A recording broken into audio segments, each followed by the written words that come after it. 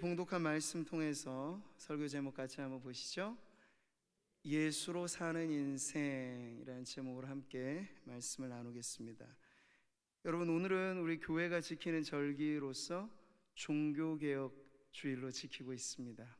올해로 505주년을 맞이하는 종교개혁 기념주일인데요, 제가 주보 칼럼에도 써놓았듯이 지나온 역사의 아름답고 소중한 유산은 우리가 때가 되면 늘 다시 들추어 보고 온고지신이라 했잖아요.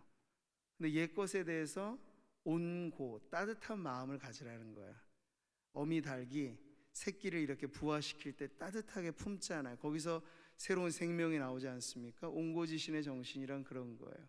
우리의 신앙의 옛 유산을 그냥 고리타분한 옛날 이야기로 생각하지 마시고, 때가 되어 우리 종교개혁의 선배들이 있었으니 우리 프로테스탄트가 생기고 그 안에 장로교가 생기고 그 안에 우리 구미상모교회가 세워졌지, 이러한 우리의 역사의 뿌리를 생각하면 이 505주년이라는 건 우리 교회의 역사에 맞닿아 있는 아주 소중한 역사라고 하는 것이죠. 종교개혁은 여러분, 그 운동의 의미가 다름 아닌 그 당시에 로마 가톨릭이 하나님 중심의 신앙을 다 인간화시켜 버렸어요. 인간의 종교로 변질시켰어요. 그래서 말씀으로 다시 돌아가자 해가지고 하나님의 말씀 위에 교회가 다시 한번 교회답게 세워지는 것이 종교개혁의 가장 큰 의의입니다. 오늘 우리가 그러한 뜻깊은 해를 맞이하면서 우리 신앙의 선배들이 이 종교개혁이라고 하는 위대한 운동에 5가지 정신을 우리에게 가르쳐 주었는데요, 해마다 종교개혁 기념주일 되면 오늘도 오후 찬양 예배 때는 그에 맞는 특별 메시지로 우리 특강의 시간이 있겠고요, 오전 예배 때는 우리가 잊지 말자 종교개혁 하는 의미에서 5가지 강령이 있어요. Five Solas라고 하는 오직이 붙어있는 그 외침인데요, 제가 이제 화면 보시고 할 때 제가 오직 선창을 하면 여러분은 그 다음 부분을 힘있게 따라 외치시면 되겠습니다. 준비되셨나요? 네, 손을 한번 딱 드시고 시작해 봅니다. 오직, 오직, 오직, 오직, 오직 하나님께 영광을, 우리 하나님께 영광의 박수 올려드리겠습니다. 할렐루야.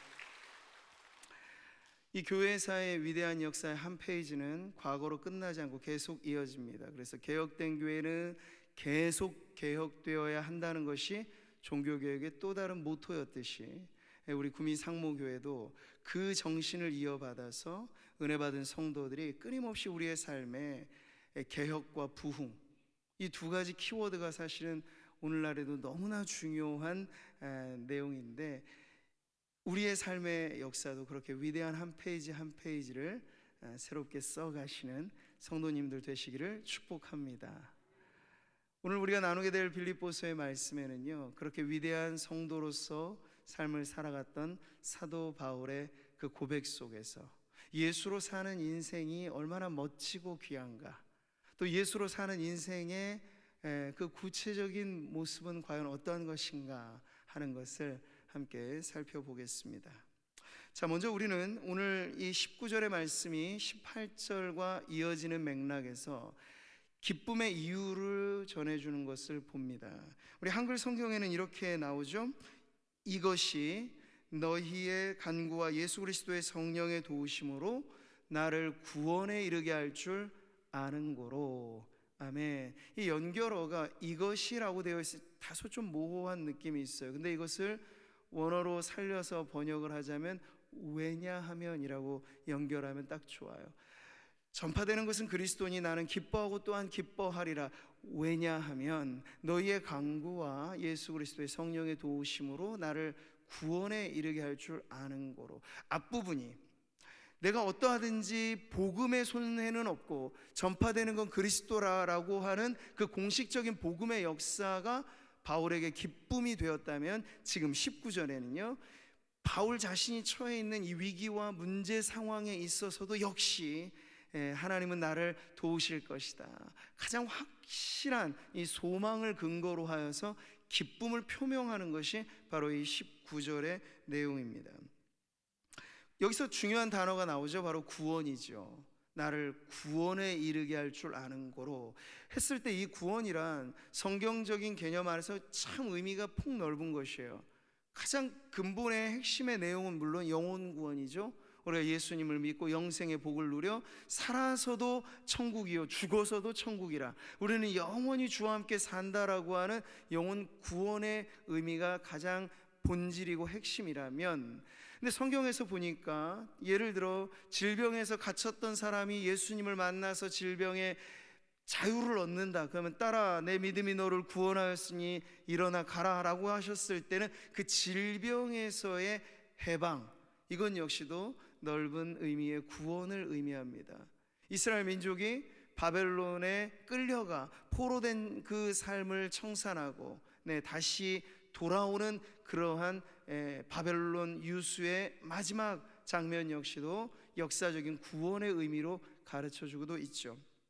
자, 이렇게 우리 바울이 이해하는 구원이라고 하는 건 두 가지 의미에서 다 적용이 되겠습니다만, 오늘 말씀에서 보면요, 지금 바울이 옥에 갇혀 있는 이 특정한 상황, 문제 상황, 이것에 있어서 교회의 기도와 성령의 도우심이 어떻게 자신의 이 문제가 해결되는데 축복의 통로가 될 것인가 라고 하는 걸 이 19절에서는 말해주고 있어요. 그래서 감옥에 갇혀 있는 바울이 이제 석방이 돼서 자유로운 몸으로 복음을 전하고자 하는 그러한 기대와 소망을 이 말씀에는 담고 있는 것이죠.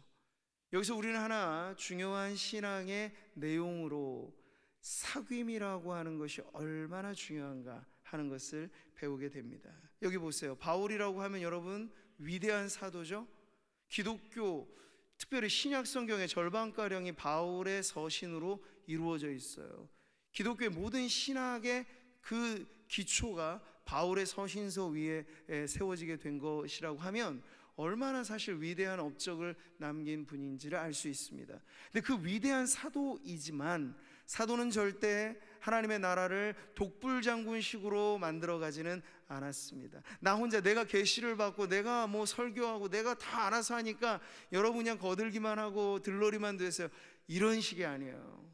바울은 자신의 모든 사역에 가능한 지점이 성도들이 나를 위해 기도해주고 내가 갇힌 중에 나를 찾아와주고 나의 복음의 사역을 위해 물심양면으로 지원해주고 하는 그 모든 것들을 소중히 여겼고, 그래서 지금도 갇힌 중에 있는 바울을 위해서 빌립보 교회가 기도해주는 것을 아주 중요하게 여기고 있는 거예요.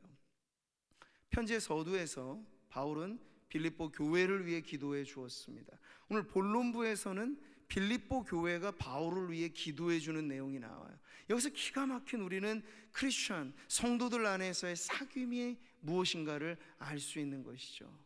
여러 가지 많은 교제 방법들이 있겠습니다만 교회만이 할 수 있는 사귐이 뭘까요? 이렇게 가을에 단풍 노래하는 건 여러분 동창회에서도 하실 수 있는 얘기고 우리도 물론 합니다만, 그러나 동창회, 반상회 이런 데서 못 해주는 사귐의 내용이 뭘까요? 묻는다면 그건 바로 기도이죠. 성도들의 필요를 알아 서로의 어려운 문제들을 위해서 기도해 주는 것이야말로 교회가, 성도들이 서로 교제하고 사귐에 있어 가장 중요한 내용이 되는 것이에요. 바울은 이렇게 기도를 통한 영적 도움을 성도들에게 요청했고, 그렇게 기도해 주는 성도들에게 고마움을 느꼈습니다. 옥중 서신 중에 또 다른 편지인 빌레몬서는 개인에게 쓰여진 편지인데, 이 빌레몬서에서도 바울은 기도를 요청하고 있어요. 같이 보시면요, 오직 너는 나를 위하여 숙소를 마련하라. 너희 기도로 내가 너희에게 나아갈 수 있기를 바라노라. 아멘. 성도라면 누구나 서로를 위해 기도하고 또 이렇게 기도하는 것을 통한 사귐이 필요합니다. 그럴 때 여러분, 이 성도의 기도와 성령의 도우심은 한 쌍을 이루는 거예요. 오늘 말씀엔 그 기막힌 조화가 보여지는 거죠. 너희의 강구와 예수 그리스도의 성령의 도우심으로 그것이 자신이 옥에 갇혀 있는 이 매여 있는 상황에서 자유를 갖게 되는 이 구원에 이르게 될 것을 그는 확신하고 있었던 거죠. 여러분, 우리의 신앙을 말할 때 교회 없이 우리의 신앙이 존립 가능하다, 그러지 못해요. 그래서 그대로부터 사실 제도화된 교회, 유형의 교회, 건물 안의 교회 그런 의미보다도 예수를 믿는 성도의 총합으로서의 그런 거룩한 백성으로 교회를 말할 때 반드시 우리가 알아야 될 건 교회 밖의 구원은 없다라는 얘기예요. 이게 사실 철칙까지 같이 지켜왔던 신앙의 핵심이었습니다. 우리는 그래서 하나님 중심, 성경 중심만이 아니라 교회 중심의 신앙을 보수해야, 고수해야 우리의 신앙이 안전할 수 있다는 거예요. 왜냐하면 그 교회 공동체 안에서 성도의 사귐이 성령의 도우심을 통해서 어려운 일을 만난 성도들이 서로 그 도움을 주고 받고, 그래서 우리가 신앙하며 산다는 것이 나 혼자만이 아니라 공동체가 함께 이루어가는 과정이라는 걸 배우게 되는 거죠. 그러니까 성도 개인으로 말하자면 우리의 신앙은, 따라해 보겠습니다, 사귐의 신앙입니다. 그럼 교회는 어떤 공동체일까요?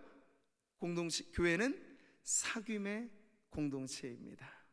여러분이 예배를 마치는 마지막 순서로서 목회자의 축복 기도를 받으실 때 그 축복의 내용은 성삼위 하나님께서 이러한 복을 주십니다라는 내용인데, 고린도후서 13장 13절에 나와 있는 삼위 하나님의 축복 가운데 성령님의 주시는 복은 뭐예요? 성령의 교통하심이.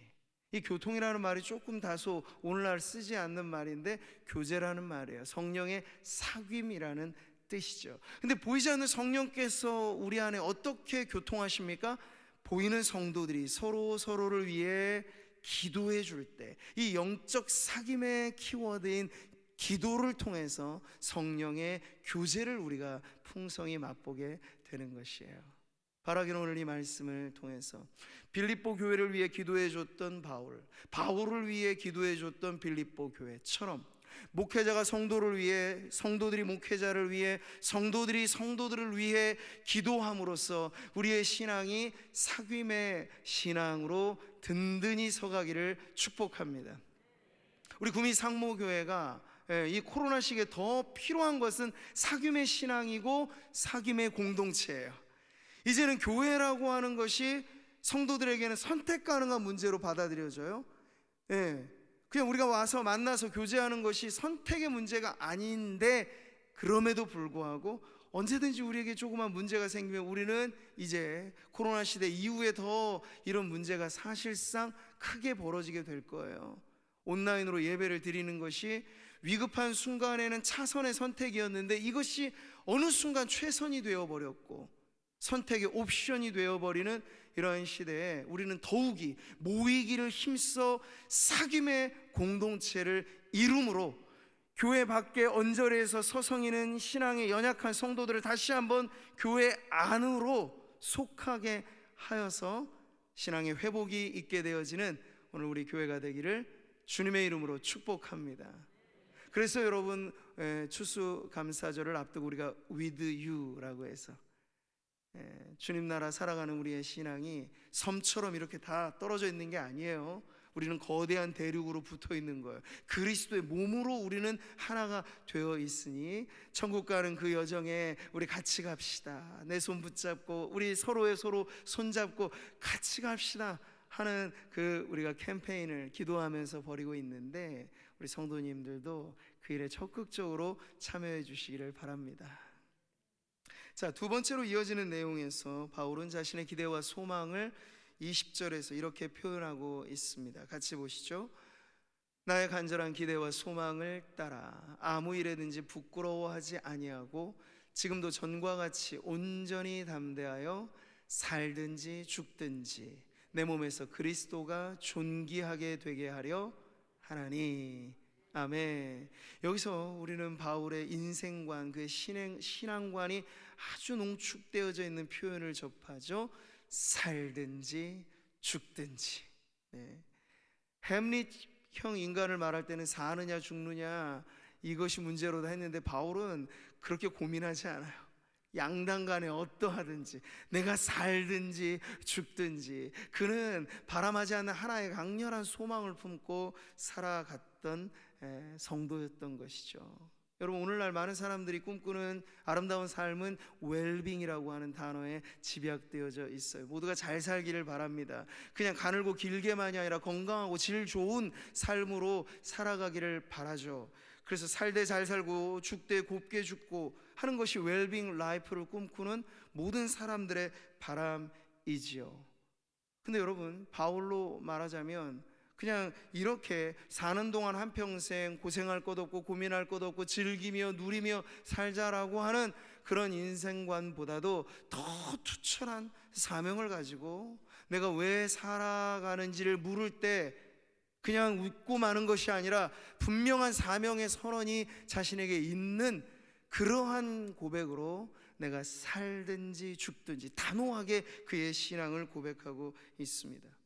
저는 이 표현을 음미할 때 종교개혁의 뿌리 깊은 우리 신앙의 선배들도 있지만 가깝게는 우리 한국교회가 오늘에 이르기까지 그 초석을 놓았던 순교의 신앙을 마다 않고 하나님 앞에 살아갔던 믿음의 선배들이 떠오릅니다. 살든지 죽든지 그 몸에서 그리스도가 존귀케 되기를 바라며 살아갔던 분들 말이죠. 그 중에 한 분으로 47살의 젊디 젊은 나이에 순교의 죽음을 당했던 주기철 목사님이 계세요.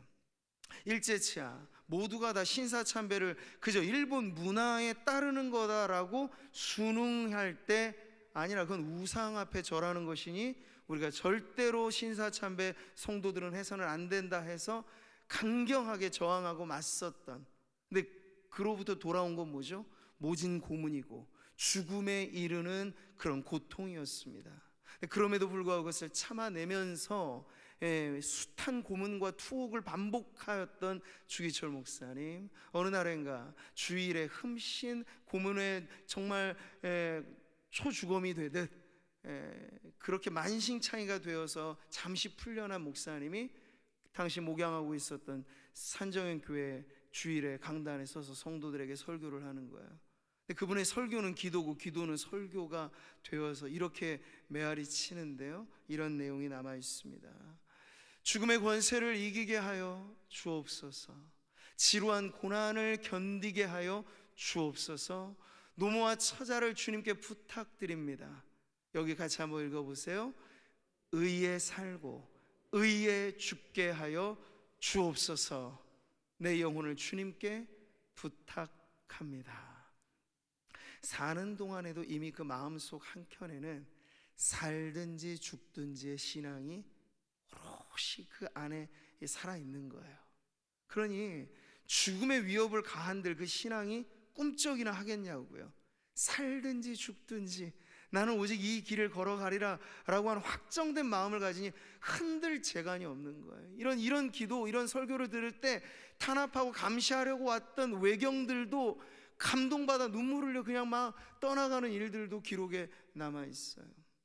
그리고 언젠가 그 고난의 와중에 주기철 목사님이 평양신학교 학생 부흥회 초청 강사가 돼서 신학생들에게 설교를 할 때 외쳤던 그 말씀, 그 제목이 일사각오라는 설교로 남아있어요. 여러분이 설교문의 짧은 한 토막인데 같이 한번 읽어보도록 하시죠. 예수를 버리고 사느냐, 예수를 따라 죽느냐. 예수를 버리고 사는 길은 죽는 길이요, 예수를 따라 죽는 길은 정말 사는 길입니다. 예수를 따라서 일사각오 하십시다. 이렇게 지금 외치는 거죠. 한번. 그러니까 제일 세상에서 사실은 무서운 사람이 누구예요? 죽음을 겁내지 않는 사람이에요. 일사각오. 근데 무엇에 일사각오 하느냐가 중요하겠죠. 살든지 죽든지 예수 그리스도를 위하여 그렇게 일사각오한 사람, 그런 성도를 여러분 세상은 감당할 수 없을 것입니다. 지금 바울의 기대와 소망에도 그러한 마음이 담겨져 있어요. 그냥 일신의 편안함을 위해서 내가 투옥된 이 삶을 좀 정리하고 자유로운 몸으로 석방되기를 바랍니다, 이런 정도의 바람이 아니고, 그가 매여 있을 때도 매여 있으면 있는 대로 복음을 감옥 안에서 군인들에게 전했다면 그의 더 큰 바람은 내가 사는 날이 얼마 남아있는지 모르지만 내 남은 날 동안에 주님이 말씀하신 것처럼 땅끝까지 이르러 이 복음 전하리라 는 그러한 사명에 불타서 나에게 자유가 허락된다면 나는 또 더 넓게 더 멀리 더 많은 사람에게 복음을 전하겠습니다. 이것이 나의 기대와 소망입니다 하여 그렇게 간구하는 거예요. 바울의 마지막 쓴 편지 디모데 후서를 보면 그의 제자요 영적인 아들과 같았던 디모데에게 이런 권면을 합니다. 같이 보시죠. 너는 진리의 말씀을 옳게 분별하며 부끄러울 것이 없는 일꾼으로 인정된 자로 자신을 하나님 앞에 드리기를 힘쓰라. 아멘. 제자에게 주는 명령임과 동시에 바울이 평생 품고 살았던 자신의 삶의 좌우명이기도 했던 것이죠. 아무 일에든지 부끄러워하지 아니하고. 네, 바울은 당시 복음이 천대받고 예수 십자가가 멸시받았던 그 시대에도 부끄러워하지 않았어요. 무엇을? 나 예수 믿는 사람이요, 그리고 당신에게도 예수가 필요합니다. 이 복음 전하는 걸 부끄러워하지 않았던 거예요. 오늘날 여러분, 환락이 도배되듯 이 세상에 누가 과연 십자가의 복음에 귀나 기울이겠습니까? 그럼에도 불구하고 우리가 이것이 진리인 줄 알기에 오직 예수, 오직 내 은혜, 오직 이 믿음이 우리로 하여금 구원에 이르게 하는 것을 알기 때문에 우리 역시도 부끄러워할 것 없는 마음으로 복음을 전해야 하는 것이죠. 그것을 위해서 바울은 또 하나 결단을 한 거예요. 내가 전하는 예수 복음에는 부끄러워할 게 없는데 혹여 그 복음을 전하는 내가 부끄러워할 만한 일꾼이 되면 어쩌나. 그래서 복음에 걸림돌 되지 않는 인생으로 살리라. 부끄러울 것 없는 일꾼으로 하나님 앞에 살아가리라 날마다 다짐하면서 하나님 앞에 살아간 것이죠. 여러분, 지금도 삶과 죽음은 동전의 양면처럼 붙어서 있습니다. 우리는 누군가의 장례식장에 가서야 그것이 정말 붙어 있는 것이구나, 삶과 죽음은 종이 한 장 차이구나, 누구에게도 순번 없이 돌아오는 것이 죽음이고 우리는 언제랄지 모를 그 죽음을 종착역으로 지금 살아가고 있는 것이구나 하는 것을 여러분 알고 살아갈 때 우리는 살든지 죽든지 이것이 정말 하나의 쌍으로 우리에게 와닿아야 돼요.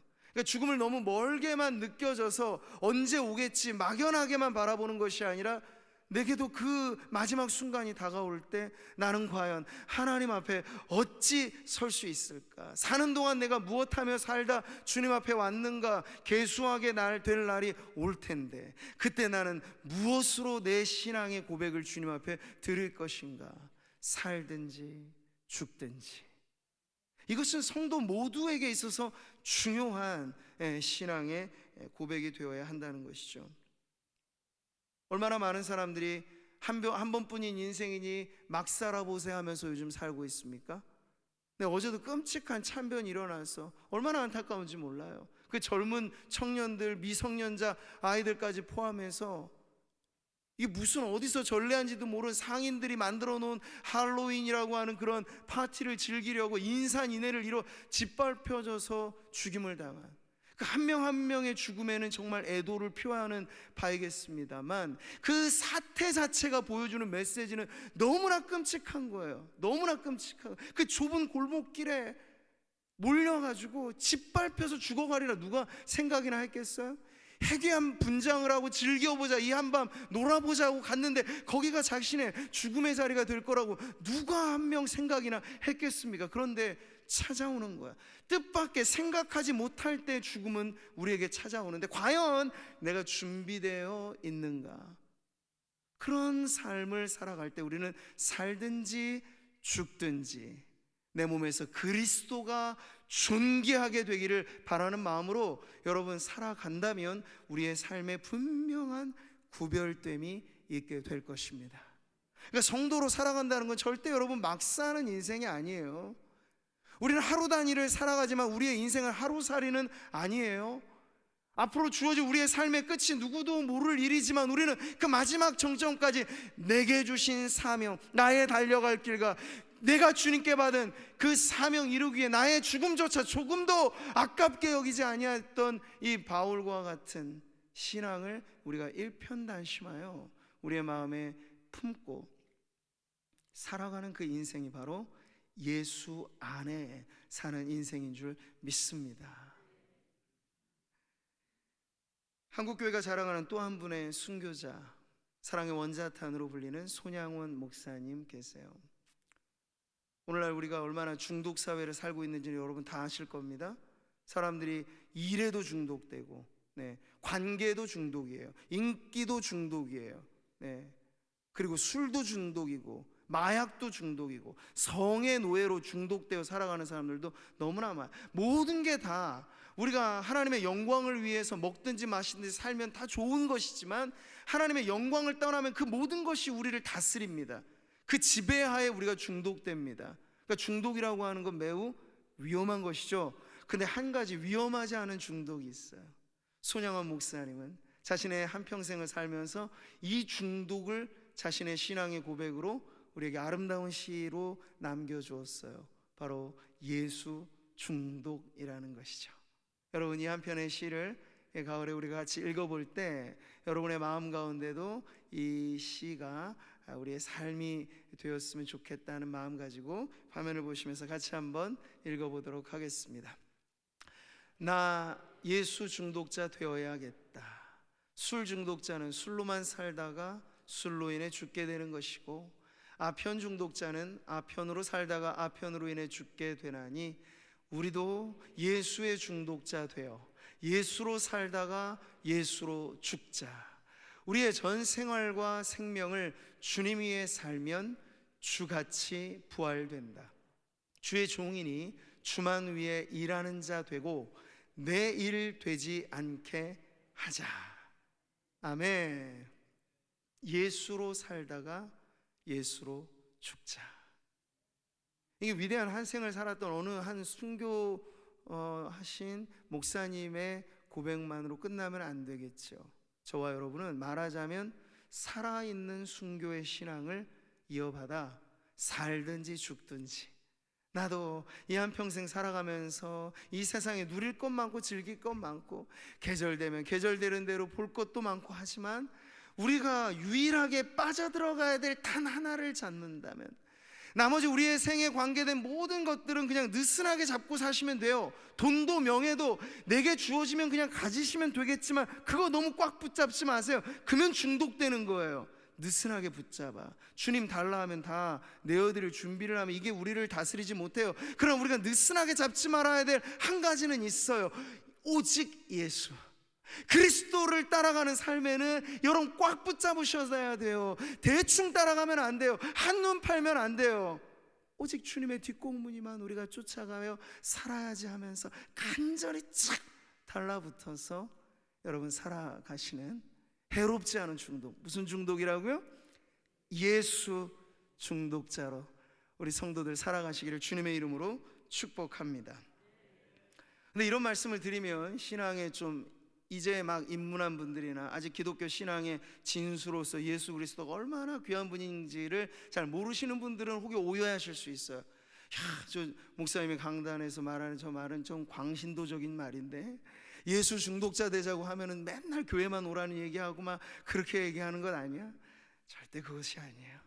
오늘 바울이 전하는 그의 이 자전적이면서 진리의 이 말씀은 우리로 하여금 예수 중독자 된 삶이 맨날 출퇴근하듯이 교회에만 오고 교회 붙어서만 살고 이런 얘기하고는 좀 다르다는 걸 알 수 있어요. 어디서 그것을 알 수 있습니까? 20절 21절을 한 번 더 읽어보겠습니다. 살든지 죽든지 내 몸에서 그리스도가 존귀하게 되게 하려 하나니, 이는 내게 사는 것이 그리스도니 죽는 것도 유익함이라. 아멘. 그러니까 예수에 중독되듯 살아간다는 건 집도절도 다 포기하고 어디 저 산으로 들어가서 아멘 주여 언제 오실지 모르나 우리가 여기서 주님 지켜 맞이하겠습니다, 이런 뭐 세기말적인 무슨 시한부 종말론자들 같은 그런 인상이 아니고, 바울은 말하기를 내 몸에서, 내 몸에서. 이게 뭡니까? 이제 내가 사는 것은 나를 위하여 자기 몸을 버리신 하나님의 아들을 믿는 믿음 안에서 사는 것이다. 갈라디아에서도 똑같이 말했듯이 육체로 살아가는 모든 삶, 우리로 말하자면 일상의 모든 삶 속에서 그리스도가 존귀하게 되는 삶이 그가 살든 죽든 추구하였던 기대와 소망이었다는 걸 알려주는 거죠. 성경은 말씀합니다. 주일의 예배가 끝나면 우리는 예배와 단절단체 또 다른 주일로 이어가는 징검다리 신앙이 아니고, 주일의 예배가 함께 모여드리는 예배라면 주일 예배 다음에는 뭐죠? 너희 몸을 하나님이 받으심직한 거룩한 산 제물로 드리라. 이것이 너희가 드릴 영적 예배니라. 주일의 예배가 끝나는 즉시 우리는 영적인 예배로 삶의 예배 현장에 가는 것입니다. 제가 요즘에도 월요일 아침을 깨워 우리 직장인 성도들과 하세월 하나님의 말씀으로 세상을 담당하는 그러한 월요일, 이것을 힘차게 지금 막 불어넣어드리고 있는데, 그게 우리의 삶의 번지수이기 때문에 그래요. 신앙 좋다는 것은 그저 교회에만 출퇴근하시라는 얘기가 아니에요. 그건 저와 같은 목회자들이 우리의 주업이 교회이고, 성도들은 무엇입니까? 여러분의 직장 따라 여러분의 노동의 현장, 여러분의 근무하는 그 곳에서 내 발이 걸어가는 그 자리, 내 손이 하는 그 모든 일들, 내 눈으로 보는 모든 것이 주님이 영광 받으시는 삶이 되도록 하는 것이죠. 여러분, 이것이 예수로 사는 인생입니다. 그렇다면 여러분, 오늘 우리는 이제 예수로 사는 인생을 그저 낭만적인 하나의 표현만으로 이해해서는 안 되겠고요, 살과 피로, 뼈와 살로 이루어져 있는 우리의 육체의 삶, 일상의 삶을 예수와 함께 예수로 살며 그렇게 주님과 함께 걸어가겠다라고 하는 매우 구체적인 삶의 결단이 있어야 하겠습니다. 여러분, 복음서를 읽어보시면 우리는 예수님을 만나 인생이 변화된 사람들을 보는 거예요. 이게 진짜 백의 신자 성도라는 것을 가르쳐 주는데, 그중 한 인물을 보여드리고 싶어요. 바로 삭개오라고 불려지는 세리장이죠. 요즘에야 세무 관계되어지는 일을 하면 아주 고급한, 많은 사람들이 부러워할 만한 일이겠으나, 당시 세리들은 동족들에게는 매우 멸시받았던 사람들이에요. 왜냐하면 매국노처럼 이 로마의 앞잡이 노릇을 하면서 일반 세금 이상의 혈세를 막 빨아들이면서 자신의 부를 축적했던 사람들이 세금 징수원들이었거든요. 근데 삭개오로 말하자면 그 세금 징수원들의 우두머리예요. 그러니 얼마나 많은 사람들에게 손가락질 받으면서 혐오의 대상이 되었겠습니까? 근데 그 세리장 삭개오가 예수님에 대한 소문을 듣고 그 복음이 민들레 호실처럼 마음에 딱 뿌려진 이후에 영적인 호기심을 가지고 나 이분 한번 만나봐야겠어 하면서 어른의 채통 체면 상관없이 나무에 기어 올라가가지고 예수님을 극적으로 만나거든요. 근데 그 만남 가운데 역사가 이루어진 거예요. 오늘 내가 너의 집에 유하여야 하겠다. 예수님께서 그 즉시로 삭개오 집에 가정신방을 하시는 거예요.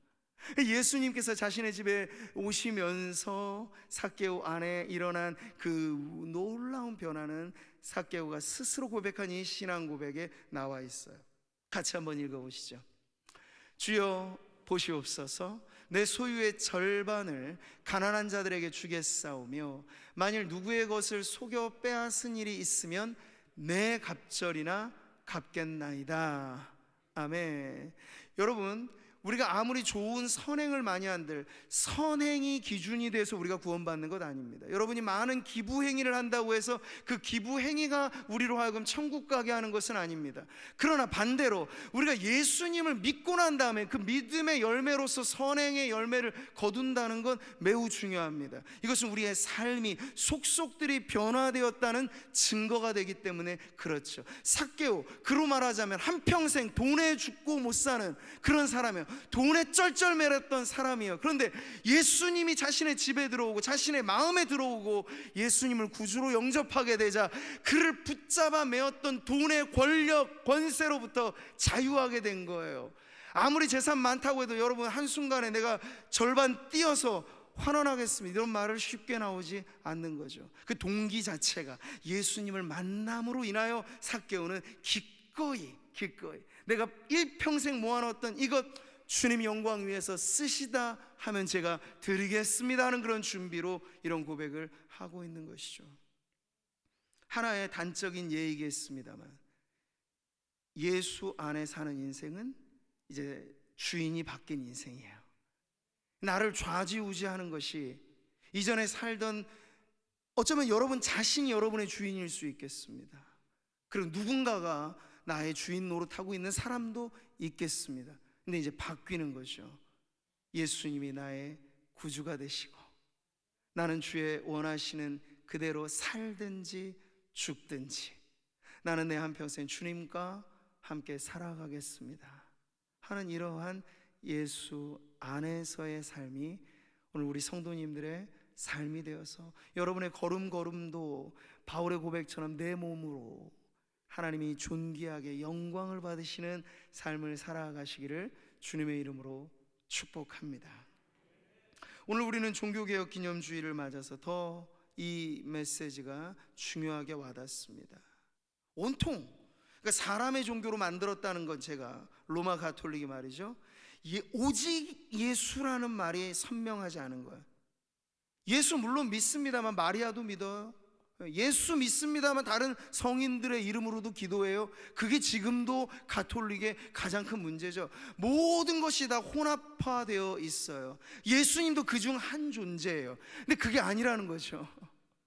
오직 예수가 아니면 우리는 길도 진리도 생명도 발견할 수 없습니다. 그래서 지금도 우리가 사수해야 될 신앙의 한 외침은 오직 그리스도. 바로 이 고백이 오늘 우리 모든 성도님들의 믿음이 되시기를 축복합니다. 살든지 죽든지 오늘 우리가 붙잡아야 될 대상은 누구입니까? 여러분의 많은 문제 상황을 우리가 펼쳐두고 볼 때도 그럼에도 불구하고 우리가 잃어버리지 않는 기쁨을 가져다 주시는 분은 누구입니까? 답은 하나예요. 백문일답, 답은 하나예요. 예수 그리스도이죠.